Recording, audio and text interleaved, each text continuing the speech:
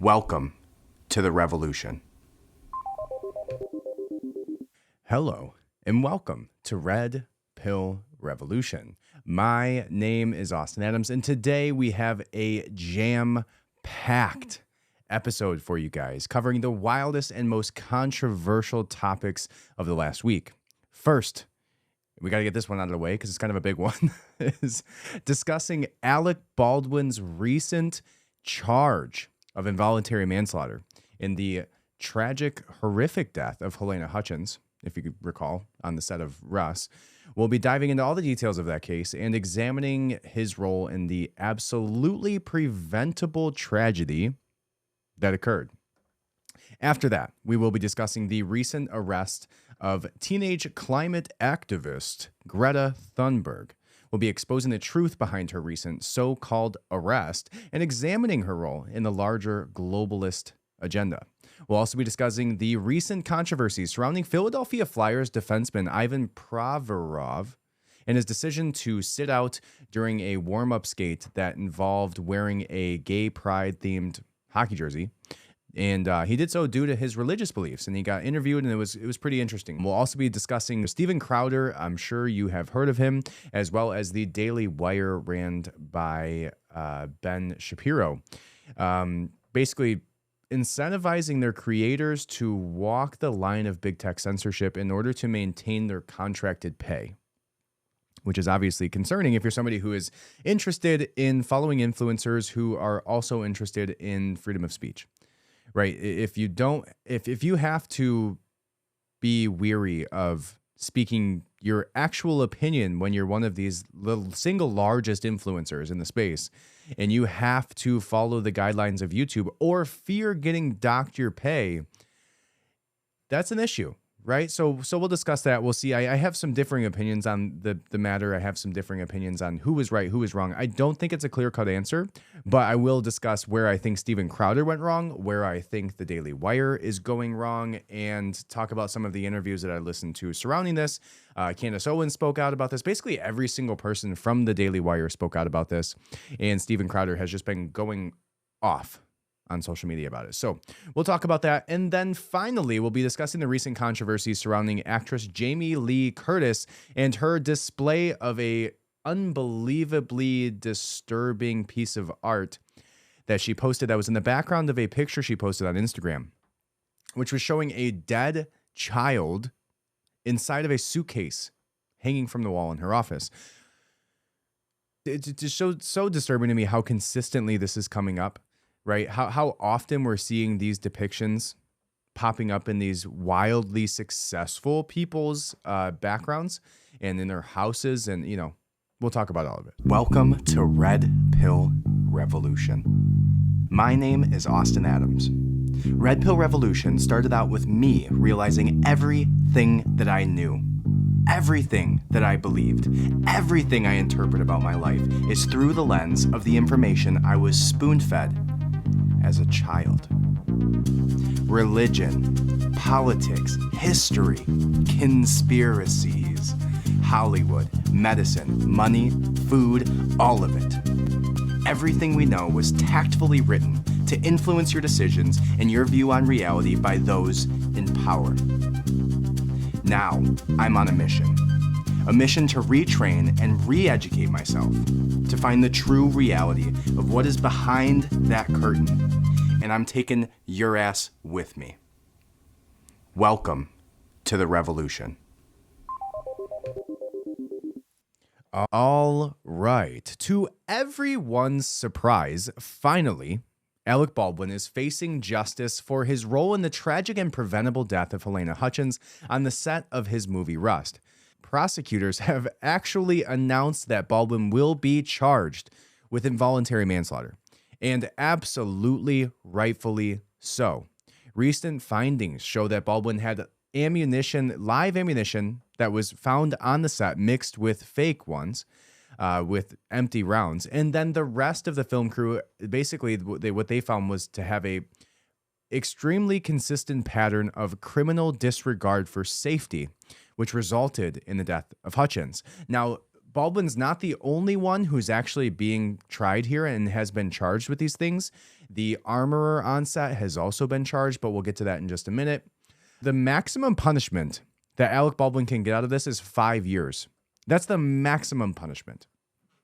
And obviously, even if he gets the maximum punishment, he's going to serve 2 years at some BS celebrity prison where he gets to have his cell phone and watch TV all day. Like, it's terrible to think that is what they're going to give him, is the maximum of 5 years.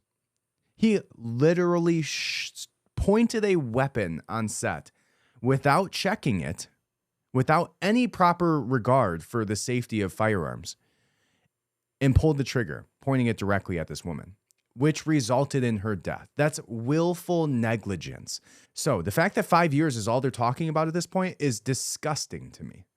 And it only shows that if somebody else was in this case, if there was a bunch of buddies filming a documentary together, and as a result, one got shot and killed on set, you bet your ass, if they're not Alec Baldwin, they're getting more serious charges than this. Absolutely positive. They're getting more serious charges than this. And the only reason that this is happening this way is because it's a mainstream set of a movie and it's Alec Baldwin, right? I hope for the family of Helena Hutchins that, he actually gets convicted of this, which will be, kind of a stretch given how much money is going to go behind his legal defense. But along with Alec Baldwin, the film's armorer, who is in charge of weapons on the set, Hannah Gutierrez-Reed, will also face 2 counts of involuntary manslaughter, according to New Mexico 1st Judicial District Attorney Mary Carmack Altwiez. I think that's how you pronounce her name. Altwiez. Altwies. Okay. The first assistant director, David Halls, has also been charged with negligent use of a deadly weapon, which is likely to lead to 6 months of probation. This also goes to show that basically the entire crew had some way, shape, or form involvement in this. And then there are so many steps that should have been taken to where this should have been prevented, right? There's no reason at all that this should have happened. But the person who pulled the trigger has a maximum potential sentence of 5 years. Now, Baldwin's attorney, Luke Nikas, has released a statement claiming that his decision distorts Helena Hutchins' tragic death and represents a terrible miscarriage of justice, according to them. Right? BS. But let's be real. The only miscarriage of justice here is that Baldwin will face only 5 years.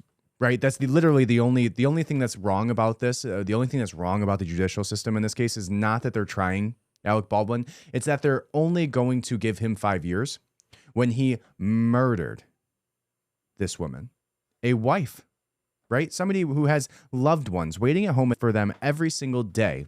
And this man's going to get 5 years and she gets put 6 feet in the ground.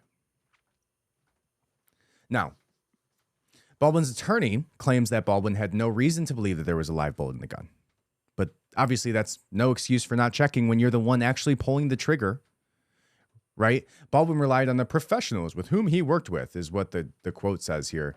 But at the end of the day, he's the one pulling the trigger. He's the one with the weapon. He's the one who is pointing it in her direction and firing it. Anybody with any sort of firearms experience or firearms training, and you bet your ass that you should go through firearms training if you're constantly holding weapons in all of these films, would have checked that weapon. Would have had, at the very least, been there when it was loaded, right? And the bigger question here is, why was there any live ammunition on the set to begin with? What was the purpose of that? Why would there be any reason for there to be live ammunition on the set?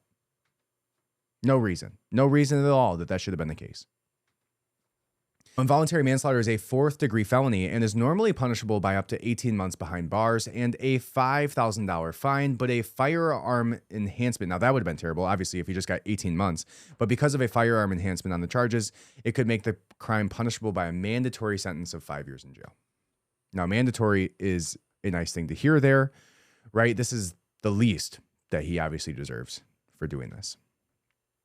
Helena Hutchins' family actually came out in support of this. They said that they support them actively engaging in going after him for these charges. 5 years is a slap on the wrist. Now, if you recall, like, I don't know, it was on the 1 year anniversary of him shooting her, like as if there should be any anniversary there.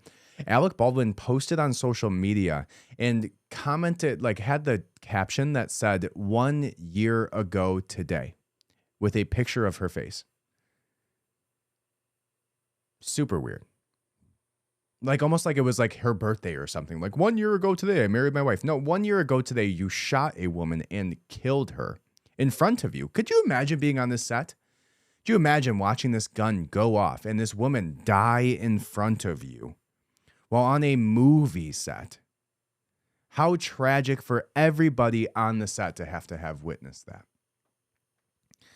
And he's sitting here posting on Instagram as if it was a birthday party or something, like 1 year ago today, and then said nothing about it. He got roasted, absolutely roasted in the comments for posting that, but he stuck to his guns on it. He's just a weird character. Weird character. I don't see how they don't convict him for this with everything that's happened here. And again, like I said, just to set an example here, right? Make sure that everybody involved from now on, I don't know, maybe check the ammunition before you fire it at somebody on the film crew. The next thing we're going to discuss here is going to be, to the surprise of absolutely nobody, Greta Thunberg pretended to be arrested during a protest against the expansion of a coal mine in Germany. As many of you already know, a video of the incident surfaced recently, went like crazy on social media. I know I saw it all over Twitter on almost every single post where Greta went on there and, boasted about how she was there and how the police came, and all of these news networks came in and were like, Greta Thunberg arrested. And then the very first comment on every single one of the news channels was the video of her. And if you haven't seen the video, you got to go watch it. It was a video of her while these two cops were around her, holding her there for pictures, like as if this was a meet and greet. And then there's all these pictures that go around of her being like held like she's a 7-year-old child by her parents playing, when you would like get thrown around, like she's sitting there with this smug little smirk on her mouth. She knew what she was doing. So did her team, right? She knew where they were going. It's no coincidence that there was an entire media team there to capture this event at some random rally in Germany, right? Yeah, probably not a coincidence, right? And this is the thing about Greta Thunberg. She's not some innocent little child, right, who wants to save the world. No, she's a pawn. She's a pawn being used by a larger global agenda, by mainstream news corporations, by people like the World Economic Forum elites, all of those major conglomerates out there that are using her as a face. And this recent arrest is just literally just another example of her and her, social media teams and videographers' manipulation for their own gain, right? Attention, right? And there's probably no coincidence that it happened while the World Economic Forum meeting was actually going on. So anyways, in the video, Greta's participating in like what it says they call a sit-in, right? Before being pulled away from police. But what's even crazier is the fact that later she's seen when she's being like all these pictures came out of her being pulled by the police. And then she's seen smiling and posing for the photographers while being held by the police officers. And then one of the police officers actually looks at her and goes, I didn't know you were famous. Can I get a selfie?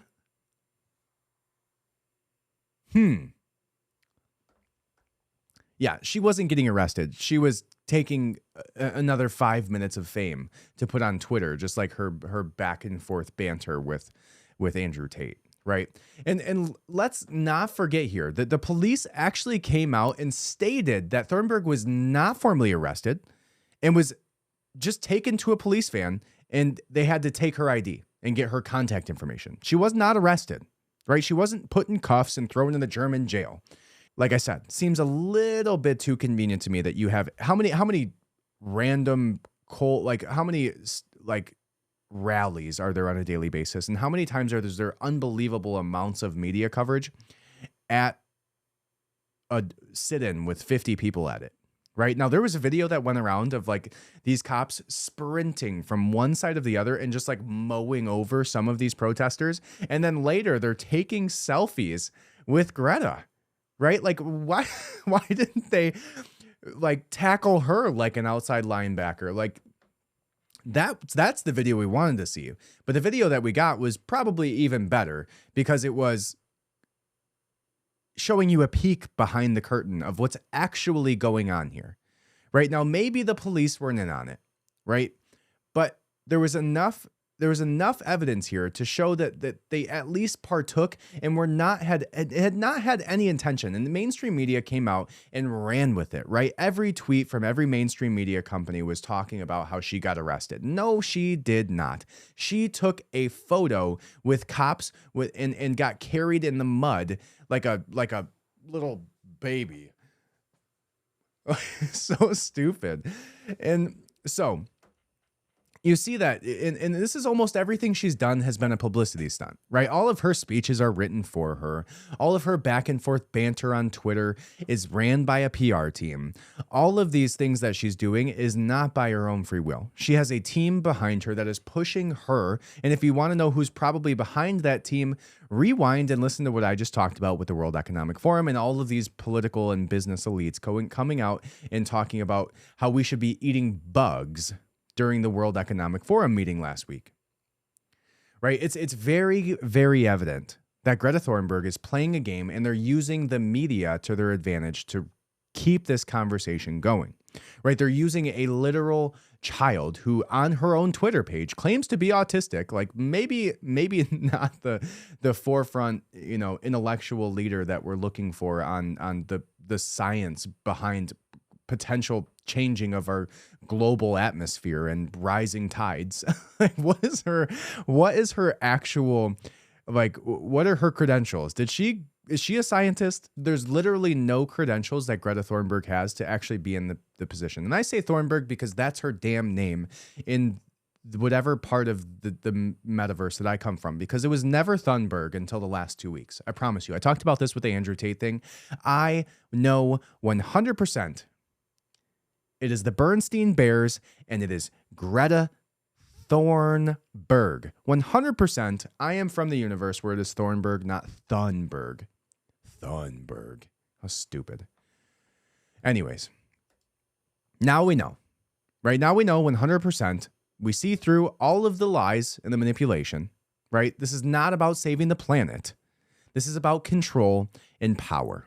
This is about raising the conversation of the World Economic Forum elites. This is about you stopping eating meat and starting to eat bugs. This is about you changing your vehicle from a vehicle that you can get gas and put it into the vehicle and drive wherever the hell you want, and changing that into an electric vehicle that they can turn off at a moment's notice. They don't want you driving a 1990 Jeep Wrangler. They want you driving a Tesla because they can press a button and now you have no transportation because you said something they didn't like on Twitter. This is about social credit scores, right? This is about your personal carbon footprint.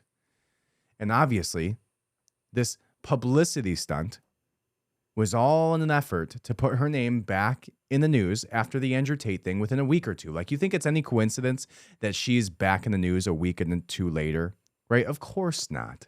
You think it's any coincidence that there happen to be a ton of journalists there waiting to take pictures and photos and videos of her only at the right times, besides the one angle that we got where we actually saw that it was a photo op, right? Like, crazy. All right. The next thing we're going to discuss after this is going to be Jamie Lee Curtis and her creepy, weird little art that she had on her wall. But before I do that, what I need you to do is go ahead and hit that subscribe button. All right. Leave a 5-star review. There's very few things that you can do in your day to get some positive karma and help a brother out, right? You're listening. You've been listening for 20 minutes now. And obviously, you're still here. So I would appreciate it if you are listening for the first time. If you have not subscribed yet, go ahead and hit that subscribe button. The next thing I need you to do is go over and leave a 5-star review. All right. Now, I don't have the Daily Wire coming on here and paying me to do this. I'm just asking you to subscribe and leave a review. All right. The next thing you need to do is go to redpillrevolution.substack.com and sign up for the podcast companion. Every single week, I put all of the articles, all of the links, all the videos, all the topics, the video podcast, the audio podcast, all of it directly to your email. And all you got to do is go to redpillrevolution.co or go directly to redpillrevolution.substack.com and subscribe. Okay, it doesn't cost you anything. If you would like to become a paid subscriber, you can do so at the very bottom. And I think it's like $7. All right. And I and my family would appreciate it if you like what I'm doing here. Okay. So Substack. And I'm going to start putting out some consistent articles and blog posts on the website. So make sure you check out redpillrevolution.co.com is for losers. And I will see you there with all of the awesome new content that I'm going to be putting up there consistently. I think you guys are going to be pretty happy with it all. So redpillrevolution.substack.com or redpillrevolution.co. All right. Now, the next thing is going to be that Jamie Lee Curtis has been caught with an unbelievably disturbing piece of art on her wall depicting a dead child in a suitcase hanging from a canvas in her office in a post on Instagram that was just in the background that she obviously did not realize that she had posted until a bunch of people commented on it, screenshotted it, and then she deleted it immediately. That is right, folks. The Freaky Friday mom is a bit more freaky than we originally anticipated. The art piece in question appears to be a child contorted, like a naked child contorted, who looks to be dead or sleeping, stuffed inside of a suitcase. Makes you wonder a little bit if Jamie Lee Curtis has the same interior decorator as Tony Podesta and Jeffrey Epstein. Because if you go look back at some of the photos that they had, it was just as creepy. Right? Now, my question around all of this is, who the hell are these artists? How much did this woman pay for this piece of disturbing art? And why do these artists think that people want to purchase this in the first place? Especially at a high price tag to somebody like Jamie Lee Curtis or Tony Podesta or Jeffrey Epstein. All of these people worth millions of dollars. There's no coincidences here, right? No coincidences at all that all these rich and powerful people have weird, sadistic, violent, and sexual art on their walls, right? So there's a market for it. Right? Who are these artists is what we should be really going after too, right? It's not only the celebrity that did it and purchased the art and put it on their wall and posted a picture of it on Instagram, but also the artist who decided to draw this and sell it to them. Like, don't just go after the celebrity, go after the artist. Let's absolutely find out who these artists were. Who are the artists that Tony Podesta was purchasing his artwork from? How about Jeffrey Epstein? How about Jamie Lee Curtis? Let's figure that out. Let's find it out. Who were the artists that did this? And then we start going after them too. It shouldn't just be about the celebrity who purchased it. It should be about the creator of art, because that's who we need to question. What makes you believe that somebody out there wants to spend $27,000 or $220,000, however the hell much money you guys spend on this stupid piece of art depicting a dead, naked child in a suitcase? And why do you think that people want to buy that? Right? That seems to be a pretty good question to me, right? Not only are we talking about the celebrities, but we're also talking about the artists. That should be a topic of conversation. And this immediately on the backs of the Balenciaga situation, right?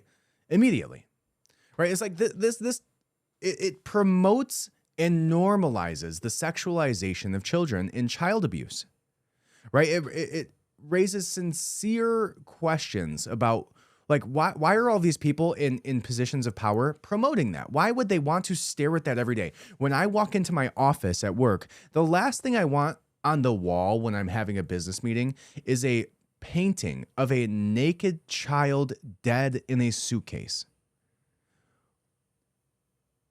Who would want that over their desk in their office? And then who's stupid enough to post a picture of it on Instagram?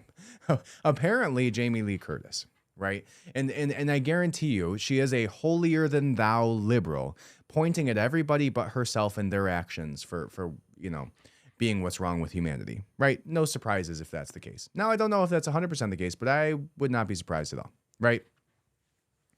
And Jamie Lee Curtis has not even come out and addressed this at all. She hasn't responded to this. She hasn't talked to any news outlets. None of it. You know what she did? She silenced the comments on Instagram. That's what she did. All she did was get rid of comments. I don't even want to hear from you about my dead child sexualized artwork on the wall in a suitcase. Don't want to hear about it.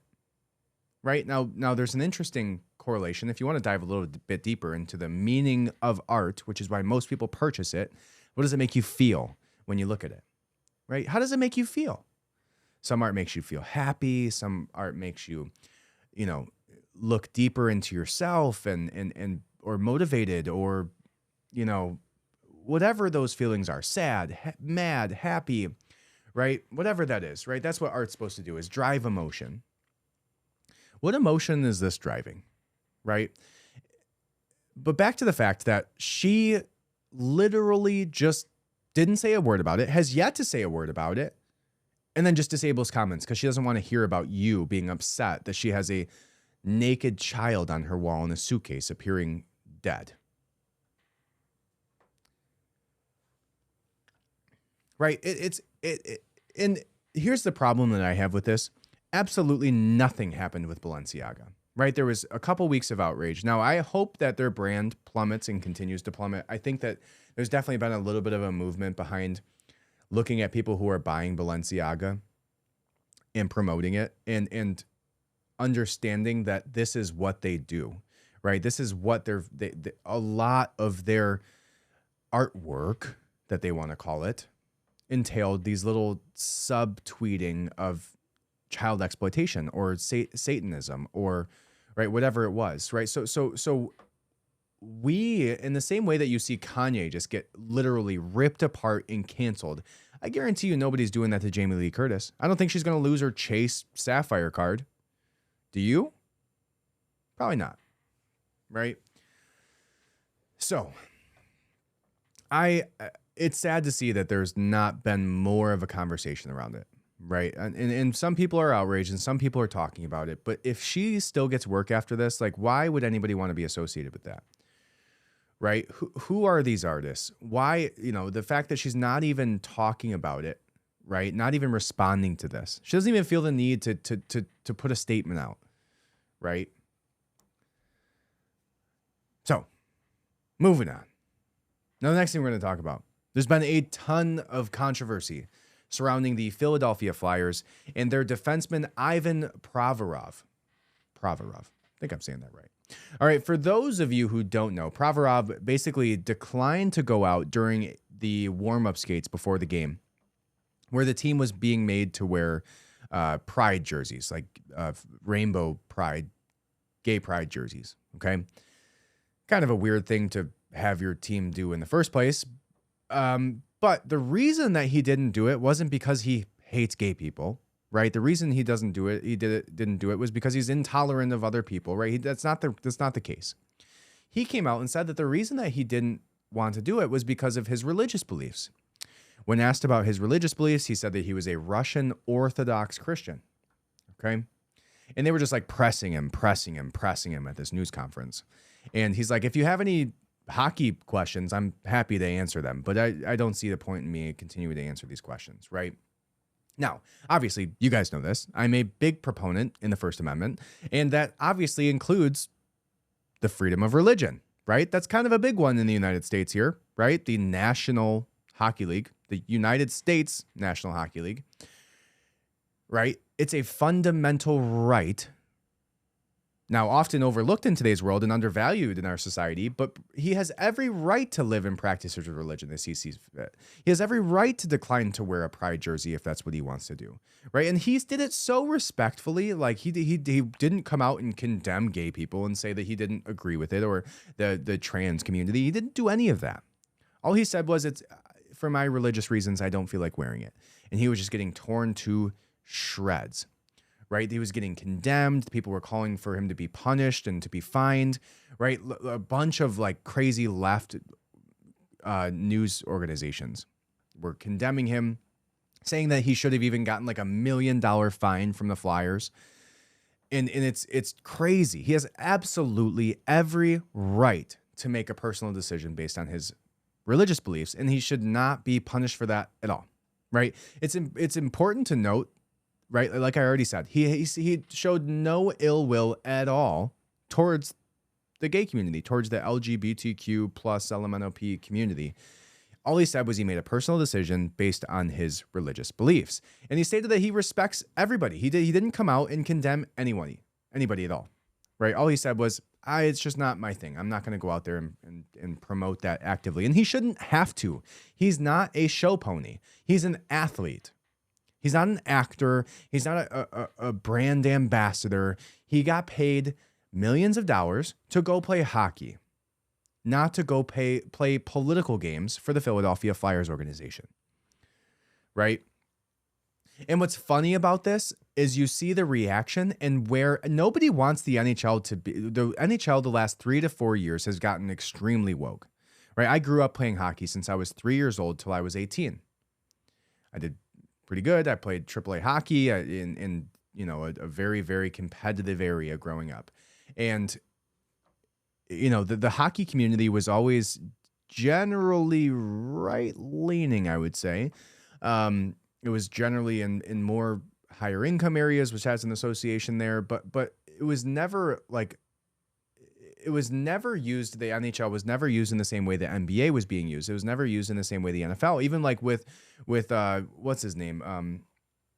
All the football players, right, kneeling during the national anthem. That wasn't happening in the NHL, right? They weren't playing the political games. And recently, the NHL's Twitter is like, or for a while at least, I know it was like a pride flag in the background.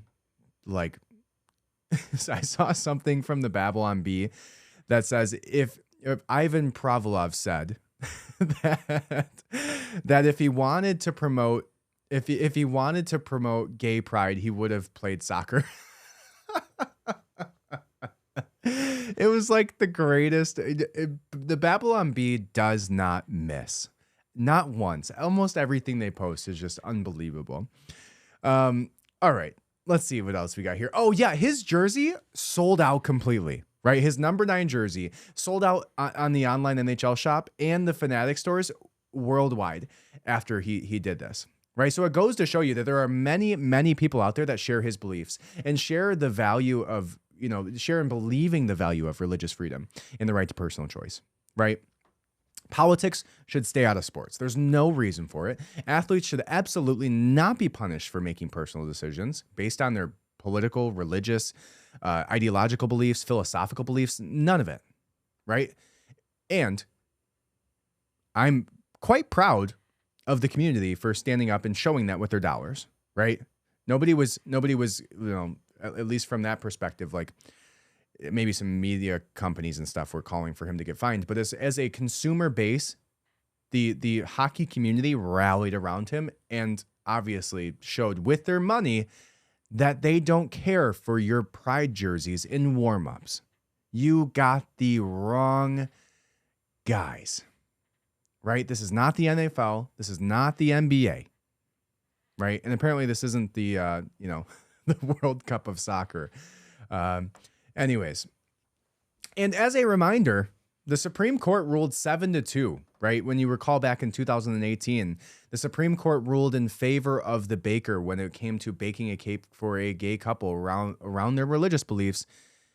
Supreme Court ruled 7-2 overwhelmingly in favor of the baker to express his political beliefs, even in a business context, right? And this isn't even for him a business context. If I promise you, it does not say that he has to wear gay pride jerseys in his warm-ups in his contract with the Philadelphia Flyers, right? I would be very, very surprised if that was the case, right? I'm pretty sure that's not what would have ended up being in his contract. The next time they sign somebody, it might be after this happened, although they'll lose out on the jersey sales, which would probably, They don't care about that. They care about looking woke to the companies who are buying advertisements from them. Right. And that's the bigger problem with this. They're not even concerned about their base anymore. They're not concerned about what people want to consume, because I promise you, a vast majority of the NHL consumer base is not liberal.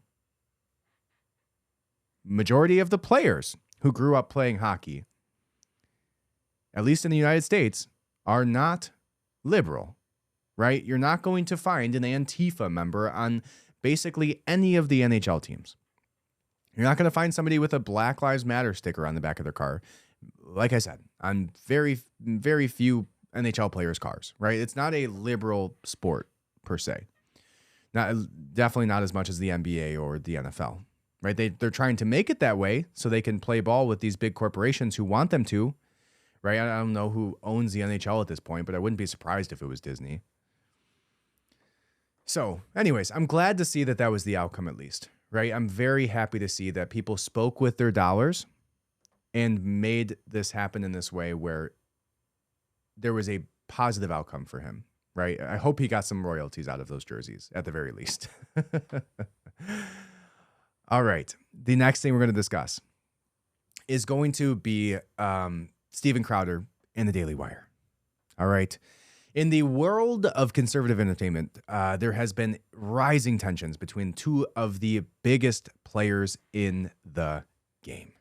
That is Steven Crowder and the Daily Wire. The Daily Wire being owned, or at least ran, the face of the Daily Wire is Ben Shapiro, right? You have people like Candace Owens, you have, Clavin, you have Brett Cooper, you have, all of the mainstream, the largest influencers in the conservative space come from or are some way associated with the Daily Wire. The few that aren't are like Tim Pool, and that's about it. Steven Crowder, right? Those are like the two really, really big, huge, massive platforms that aren't in some way associated with the Daily Wire, which I think is awesome. I think it's really cool what the Daily Wire is trying to do with the Daily Wire Plus, coming out with movies with people like Gina Carano, right? There's so much positivity coming out of there that I was like really disappointed to see this come up, right? This is not a conversation I want to take a side in. Right, I'm in full support of the Daily Wire.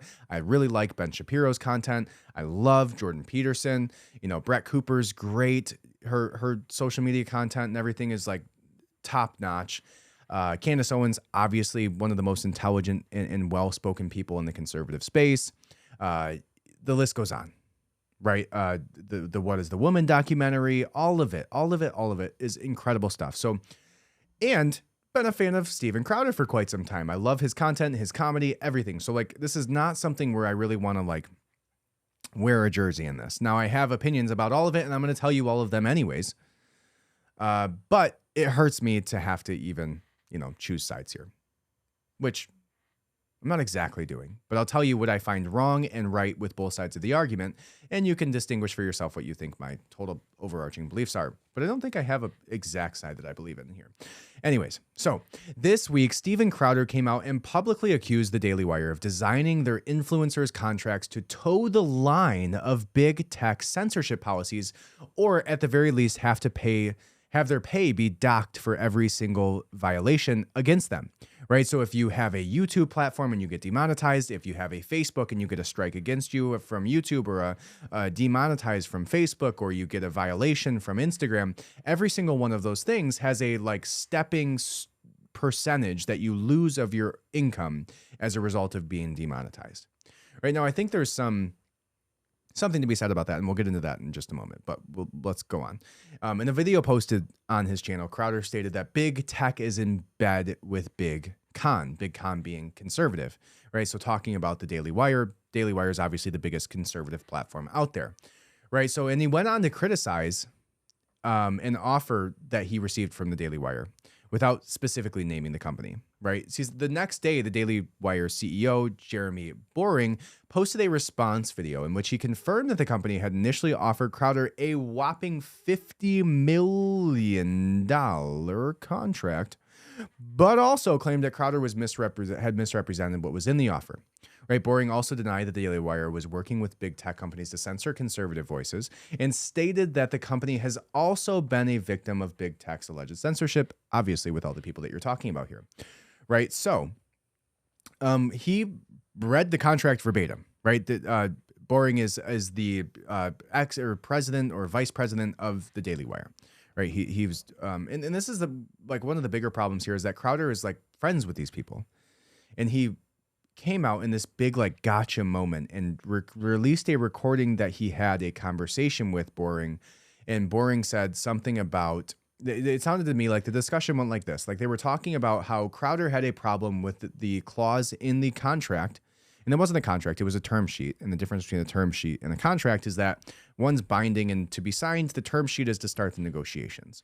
Right? So in the term sheet that they originally gave to Crowder, which generally ends up causing negotiations, not, recorded phone calls and released social media stuff, the term sheet said, what those stepping down demonetization percentages were for his pay of that $50 million if he got demonetized on any of those platforms or strikes or whatever, right? And that's the problem with this is that those strikes mean that you have to watch what you say, right? Now, there is a part of the Daily Wire Plus that's coming out where you can kind of negate that issue, right? The hope is that they replace YouTube with the Daily Wire Plus, I would assume.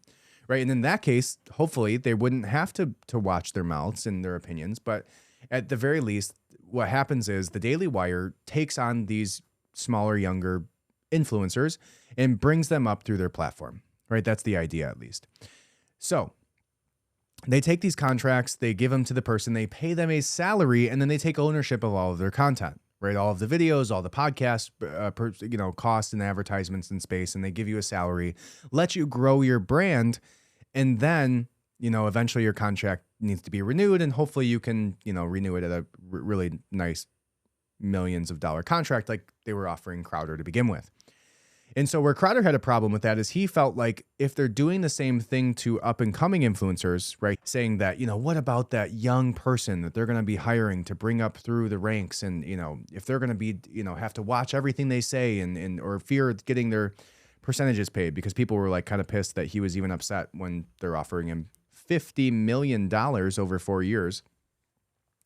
Crowder went back and asked for $140 million in a pretty interesting way of negotiation, tried to get them to immediately triple the amount that they were offering him. But anyway, so that was the term sheet. That was what he had a problem with. And then he came out and said, and released a recording, right? Crowder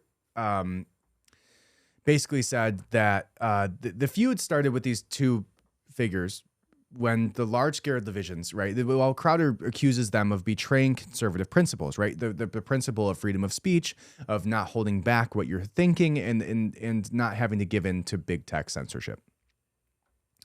Right? Now, despite the tensions of the disagreement, right? I think the biggest thing here needs to be the freedom of speech aspect, right? We need to maintain on the right side, at least to the anti-left side of things, the anti-woke liberal ideology, that freedom of speech above all, right? So I get Crowder's point in that. I get why he came out and had a problem with this, but I don't get his approach in the way that he recorded a phone call with a friend and then released this gotcha clip. What the clip said, Steven Crowder recorded the clip, and in the clip you see them kind of discussing the thing that I just talked about, which is the docking of pay based on percentages and if you get a violation from social media platforms. And Crowder released a clip of him of Boring talking about how they go about that salary way and say, that's how we do it. We bring them on and they're wage slaves and they can grow their brand and build a following and then go off and be famous, basically, right? That's what we do. We bring them on, give them a salary. If we think that they can make great content, and then we let them flourish later, we allow them to build a platform while making money at the same time, instead of out here bootstrapping it like your boy, trying to make it happen without anybody. So Crowder released the clip of him saying wage slaves. He slowed it down a bunch of times. Wage slaves, wage slaves. And it was supposed to be this big gotcha moment. Now, I understand what he means by wage slave. Wage slave is not like this ridiculously insulting term. It just means that you are slave to the wages that you're making in order to meet your bills, right? I understand that concept. It's not this like crazy, idea that like Crowder was trying to play to his base and make it seem like Boring was insulting all of these influencers on these types of salary contracts. I don't really see much wrong with what he said in the recording. I don't at all. I don't see any reason that it should have been this big gotcha moment. I don't see any reason that Crowder should have thought this was going to like drive a ton of interest in his debate with these people. Right. So I don't agree with it. It seems wrong to me that Crowder, to begin with, was recording a phone call with somebody he considered a friend. Boring came out and said in the tweet, like, if I recorded it, I would have released the part where we talked about his kids and buying and how Christmas went and buying diapers for his nephew or son or something like that. Right. He's basically saying like, man, I feel stupid because he was recording my phone calls all along, right? And these negotiations that had happened like months ago. It wasn't like this was a super recent thing. And what Tim Pool found out live while on an episode with Candace Owens discussing this was that from one of his audience members commenting was that the big, say like whatever the URL that he had, like say no to Big Con or something like that, .com that he registered was registered 12 days before the negotiations like fell through or so before something happened that caused him to make this move. So what that led everybody to believe is that this was calculated, right? That was like Candace Owens' position was that, he's only doing this to make money. She called him a bad person. She said that, he burned all these bridges with all these people and now he's like off on an island on his own. And now he's trying to build a following on his own platform because everybody said no to him at the amount of money that he was asking for, the 140 million over 4 years or whatever.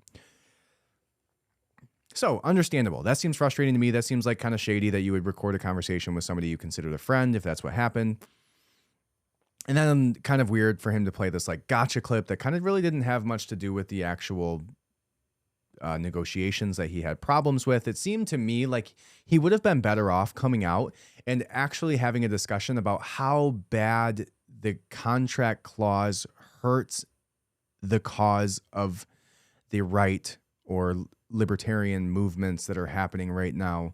Because if I have to fear YouTube's strikes for my family to be fed, then I have to watch what I'm saying every single time I speak on the microphone, right? And that changes the way that if you're making $100,000 a year or $200,000 a year or whatever Brett Cooper or somebody who's newer like that is making a few $100,000, I would assume that that money is important to you. If you're going to get docked 20% of your pay, that's going to significantly impact you, where you could get down to like only 20% of your pay if you get demonetized on several platforms. So if you're making like $200,000, $400,000 a year, and you get docked 80% of that, then you're making what, like 40 grand? Like that would be atrocious, right? $80,000 a year for the type of work that they're doing and the reach that they have. Like that's crazy. And so I get that, right? It makes sense that there would be, some type of push towards trying to have these contracts not include something about YouTube censorship or Instagram violations or anything like that. I also get that the Daily Wire is a business who is expecting the monetization of their shows to pay for the salary of the person who they're paying to own their content of, right? So it is definitely an incentive to self-censor on one side of it. And the second side of it is that from a business perspective, it's kind of like a necessary evil in today's world, at least until the Daily Wire Plus gets to where it needs to be, to where it's generating enough revenue to pay for influencers to come in and build an audience specifically on their platform and not the ones like YouTube, Instagram, Facebook, TikTok, all of that, right? So I see both sides of this. I don't know who's in the right and who's in the wrong. I do know that I don't necessarily agree with the way that Steven Crowder came out and did this like gotcha moment recording. I don't think that that was really the right move, especially if he was a friend, right? And I also kind of disagree with the way that he burned all these bridges in hopes of building his own platform, because the whole movement that is going on here, freedom of speech, freedom of choice, freedom of religion, right? But the political movement that we're hoping for is the anti-woke, anti-censorship movement, right? And so on one side of it, again, I get why this would be frustrating for somebody negotiating a contract, trying to make this movement move along and be better, right? But I also get the business perspective of the Daily Wire. I don't know. I'd be interested to see what you guys think. Comment whatever on the videos here. Comment on YouTube. Speaking of YouTube, go join the YouTube. If you're not on the YouTube, I post the video episodes every single week. All right. You can go to my link tree at any of the social medias. You can go to the Substack. It will all be linked on there, redpillrevolution.substack.com or redpillrevolution.co. I will be updating the website here over the next week or two, and we'll be starting to put out articles and blog posts and news articles that I'm going to be writing up for you guys and distributing them through the Substack as well. So make sure you sign up there. All right. Now, as far as this situation goes, I don't think this is good for the free speech movement. Although Brett Cooper did come out and say that, Brett Cooper is, I think, 22. Phenomenal. Really like her content. She does a great job at, obviously, like she's very, very sharp. Her content on social media is very well done. Her lives, everything. She does a really good job at it. All of the influencers at the Daily Wire are like top notch. And so that's why I don't think that this is good, right? This overall like tension. Now, this is probably the most drama we've had in the conservative party, at least since like Trump was in office. So it is an interesting time to be, not on the left side of things. But Brett Cooper came out and said that this was not in her contract, because one thing that Candace Owens said is that she had a problem with the fact that Steven Crowder specifically talked about young and upcoming influencers, and there's only one young and upcoming influencer, and that's Brett Cooper, right? She's 22 years old, maybe 23, I don't know, but right around there. And she said, which is crazy to me, that she had like 7,000 followers last year at this time, and now she has millions, which, like, Daily Wire, call your boy. I'll jump on there. Take Steven Crowder's place. And if you want to pay me $50 million, I'll be happy to I won't even talk about anything that you don't want me to talk about. I won't even bring it up. I'll try not to blink. I'll do whatever you want. Just for 50 million, that's fine. I guess I'll do it. So Daily Wire, call your boy. I'm happy to take the $50 million contract, and I'll censor myself from literally saying anything you want me to. I'm happy to do it. Call me up. Austin at redpillrevolution.co. Send me an email. Anyways, but seriously, Brett Cooper said that this was not in her contract. Okay. She said that, and that was something Candace Owens kind of took issue with, was that he was specifically kind of alluding to her contract. And she came out in a live video yesterday and said, that's not in my contract. Sounds like she negotiated out of it, actually, which it also seems like Crowder could have actually negotiated his way out of it, like many of these other people did, but chose to, I don't know, do what he did instead. But it doesn't seem like all of the people on the Daily Wire actually have that sort of clause in there. So is it in all of the new ones? Maybe. I don't know. But it is definitely not a good look if we're trying to promote freedom of speech, if you're having to have your influencers self-censor, right? But for 50 million, maybe. Anyways, that is what I got for you guys. Thank you so much for listening. Go head over to redpillrevolution.substack.com. I will actually be posting articles about each one of these topics this week. I'll be sending them out in the Substack. I will be sending out the podcast companion over the next day or two. Look out for it. I'm going to be cutting the clips, doing this will be coming up the next day. So redpillrevolution.substack.com. That is my big ask. If you are listening to the podcast, go over and subscribe to the YouTube or the Rumble channel, or both, even better. You can do so at the Linktree, linktree.com/the Austin J. Adams. You can find me on Instagram at redpillrevolt. Or at the Austin J. Adams, Twitter, the Austin J. Adams, and Truth Social. TikTok got taken away, but I'm starting to build another one. We'll see how it goes. But anyways, thank you guys so much for listening from the bottom of my heart. I hope you have a wonderful day, and welcome to the revolution. Thank you.